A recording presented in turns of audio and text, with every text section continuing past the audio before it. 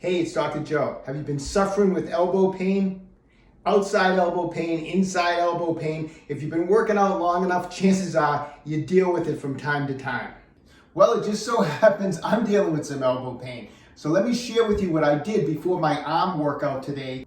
So it just so happens I got a little bit of a double whammy going on, right? Just my luck. I got a little irritation on the outside and the inside. So when we're dealing with the outside, we're usually dealing with the muscle known as the brachioradialis, the muscle that comes up the forearm, crosses the elbow joint, the hammering type of muscle. And also you're dealing with the wrist extensors that come up and attach to the lateral epicondyle. Sometimes when it's irritated, they refer to that as tennis elbow. On the inside, often referred to as golfer's elbow, you're dealing with the wrist flexor muscles, okay? So here's what I did.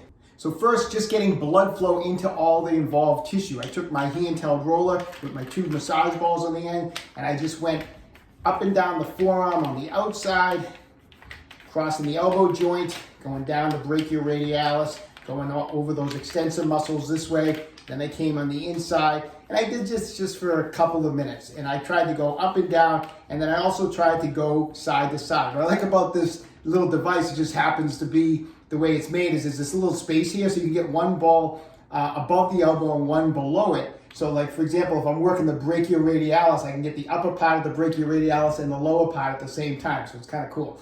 So I kind of can go over and do some cross-friction massage, and then again, same thing, I can kind of go over, have that space so that the elbow, the bony part, goes between the two massage balls. Just happens to work out really well, okay? So a couple minutes of just getting blood flow into the tissue, almost as like a warm-up. Okay, next up, I took a spiky massage ball, I bent my elbow, and I did some cross-friction across the wrist extensors and the brachioradialis by going this way. And what I do is usually as I roll in this direction, I turn the forearm in that direction. Then I roll back and go back. So I go back and forth from pronation to supination, and as I'm doing that, I kind of go the opposite way with the massage ball. You get a little more out of it, a little better bang for your buck, right? So I go all the way down, all the way up, and then just kind of do some cross friction over the top of that brachioradialis, okay? Then same thing on the inside, I kind of did the same thing. So I'm kind of, as I pulled the ball down,